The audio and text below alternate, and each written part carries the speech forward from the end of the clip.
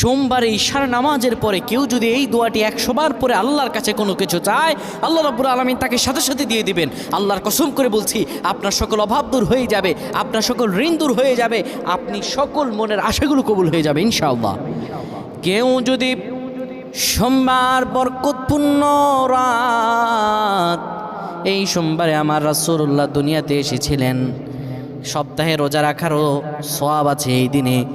কোনো ব্যক্তি যদি সোমবারে ঈশার নামাজ পড়ে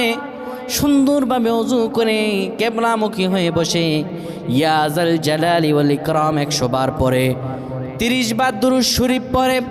3 বার সূরা ইখলাস পড়ে, 3 বার সূরা ফালাক, 3 বার সূরা নাস পড়ে, 10 বার দুরূদ শরীফ পড়ে, আল্লাহর কাছে কোনো দোয়া করে, আমার রব্বুল আলামিনের কাছে দোয়া করতে দেরি হবে, কিন্তু আমার রব আল্লাহ রব্বুল আলামিন দোয়া কবুল করতে দেরি করবেন।